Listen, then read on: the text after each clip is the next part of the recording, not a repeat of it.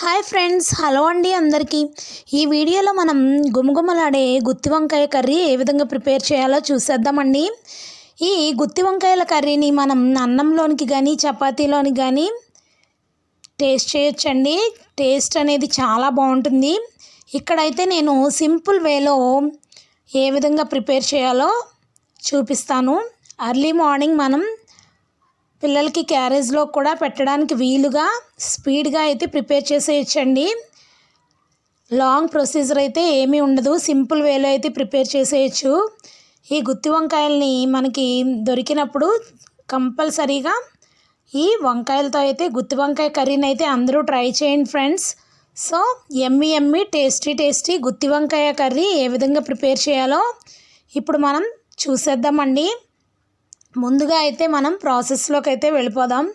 దీనికి నేను ఒక 1/2 కిలో పైనే వంకాయలను అయితే తీసుకున్నానండి. ఒక పాత్రను అయితే తీసుకుని అందులో వాటర్లో సాల్ట్ని అయితే యాడ్ చేసుకొని ఇలాగా చిన్న సైజు వంకాయలను తీసుకున్నట్లయితే కర్రీలో మనం చక్కగా వంకాయ అనేది మిగల్చకుండా తినేయచ్చు. టేస్ట్ అనేది చాలా బాగుంటుంది. ఈ విధంగా 4 సైడ్స్ కట్ చేసుకొని పుచ్చులు ఉన్నాయో లేదో చెక్ చేసుకొని ఈ విధంగా మనం ఆయిల్ వేడెక్కిన తర్వాత ఆయిల్లో వేసుకొని మనం మొత్తం కూడా ఒక 10 మినిట్స్ వరకు కూడా ఫ్రై చేసుకోవాలండి. 70 to 80% వరకు ఇక్కడే మనం వంకాయలను అయితే ఫ్రై చేసేసుకోవాలి. అప్పుడు కర్రీలో మనం ఎక్కువగా కుక్ చేయాల్సిన అవసరం లేదు. ఈ విధంగా మొత్తం ఆయిల్లో చక్కగా ఫ్రై చేసుకున్న తర్వాత ఈ విధంగా కలిపేసుకొని ఫ్రై చేసుకొని పక్కన పెట్టుకొని ప్లేట్లో తీసుకొని పెట్టుకోవాలండి. ఇప్పుడైతే మొత్తం మసాలా దినుసులు అయితే నేను చూపిస్తున్నాను. ఇక్కడ 1 టీ స్పూన్ నువ్వులు, ధనియాలు, పచ్చిమిర్చి, దాల్చిన చెక్క, అదేవిధంగా 2 లవంగ మొగ్గలు 2-3, 1 టీ స్పూను పల్లీలు, యాలకులు 2, అదేవిధంగా అల్లం, వెల్లుల్లి, ఇవన్నిటిని కూడా మనం ముందుగానే రెడీ చేసుకొని పెట్టుకోవాలి. ఇక్కడ నేను 1/2 కప్పు వరకు ఆనియన్స్ని అయితే పెద్ద పెద్ద పీసెస్లా కట్ చేసుకొని తీసుకున్న. మీడియం సైజు టొమాటోని అయితే ఈ విధంగా కట్ చేసుకొని తీసుకోవాలండి. మిక్సీ జార్ అయితే తీసుకొని అందులో ఈ పల్లీలను యాడ్ చేసుకోవాలి. అదేవిధంగా ఒక దాల్చిన చెక్క 2-3 చిన్న చెక్కలను అయితే యాడ్ చేసుకోవాలండి. 4 లవంగ మొగ్గల్ని, అదేవిధంగా 2 యాలకులను కూడా యాడ్ చేసుకోవాలి. సో నెక్స్ట్ మనం ఇక్కడ నువ్వులను చూపిస్తున్నాను కదా, 1 టీ స్పూన్ కన్నా 1 స్పూన్ కన్నా ఎక్కువగానే ఒక 2 స్పూన్స్ నువ్వులను తీసుకోవాలి. అదేవిధంగా ధనియాలను కూడా 1 స్పూన్ ధనియాలు తీసుకొని ఎండు కొబ్బరిని అయితే ఈ విధంగా నేను చిన్న చిన్న పీసెస్గా కట్ చేసుకొని వేస్తున్నానండి. 1 స్మాల్ కప్పు ఎండు కొబ్బరిని అయితే తీసుకోవాలి. పౌడర్ ఉంటే పౌడర్ కూడా వేసుకోవచ్చు. ఈ విధంగా అయితే కోర్స్గా గ్రైండ్ చేసుకోవాలండి. నెక్స్ట్ అల్లం పీసెస్ని యాడ్ చేసుకోవాలి.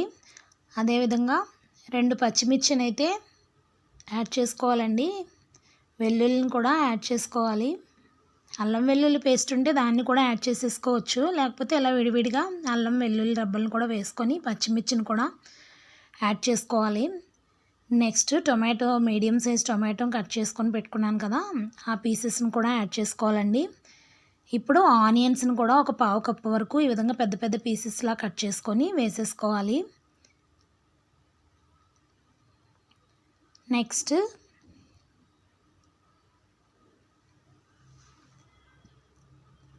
ఒక 1/2 స్పూన్ పసుపుని, అదేవిధంగా రుచికి సరిపడినంత కారాన్ని, ఒక 2 స్పూన్ల వరకు కారం అయితే యాడ్ చేస్తున్నానండి. నెక్స్ట్ సాల్ట్ని కూడా రుచికి సరిపడినంత చూసుకొని యాడ్ చేసుకోవాలి.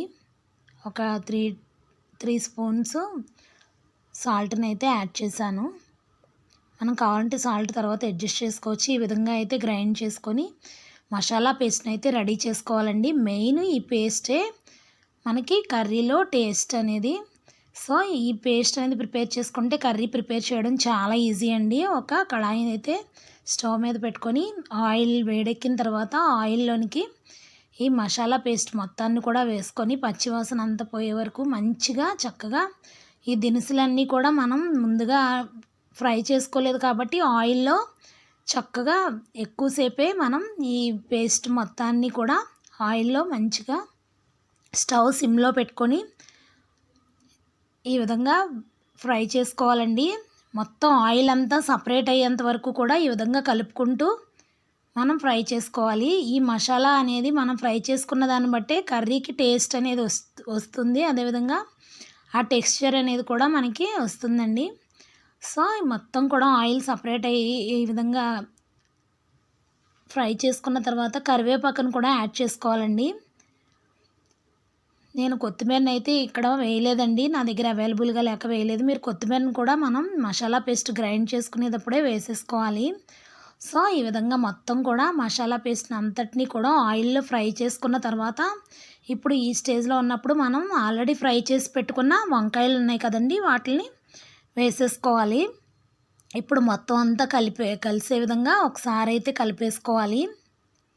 ఈ విధంగా కలిపేసుకొని వంకాయలను జాగ్రత్తగా విడిపోకుండా మంచిగా మసాలా పేస్ట్ అంతా కూడా వాటికి పట్టే విధంగా కలిపేసుకొని మూత పెట్టుకొని ఒక 2 to 3 minutes అయితే మగ్గించుకోవాలండి. సో ఈ విధంగా మగ్గిన తర్వాత మనం ఒక పెద్ద గ్లాసు వాటర్ని అయితే యాడ్ చేసుకోవాలండి. మనకి గ్రేవీ కన్సిస్టెన్సీ అనేది రావడానికి ఇక్కడ వాటర్ని అయితే మనం చూసుకొని యాడ్ చేసుకోవాలి. ఈ విధంగా మొత్తం కూడా ఒకసారి కలిపేసుకొని సాల్ట్ని కూడా టేస్ట్ చెక్ చేసుకొని అడ్జస్ట్ చేసుకొని సాల్ట్ని యాడ్ చేసుకోవాలండి. యాడ్ చేసుకున్న తర్వాత మనం మూత అనేది పెట్టేసుకొని చక్కగా ఒక 10 to 15 minutes వరకు మగ్గించుకుంటే ఈ విధంగా దగ్గర పడుతుంది, మనకి గ్రేవీ అనేది వస్తుందండి. నెక్స్ట్ మనం సర్వ్ చేసేసుకోవడమే.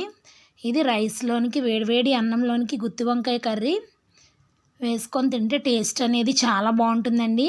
ఈ వంకాయని మనం చిన్న చిన్న వంకాయలు యూజ్ చేసాం కాబట్టి వంకాయ కూడా నంచుకొని చక్కగా తినేయచ్చు. రెసిపీ కనుక నచ్చినట్లయితే మీ ఫ్రెండ్స్కి ఫ్యామిలీ మెంబర్స్కి షేర్ చేసి వీడియోని తప్పకుండా లైక్ చేసి కామెంట్ చేసి సబ్స్క్రైబ్ చేసుకోండి ఫ్రెండ్స్. Thank you.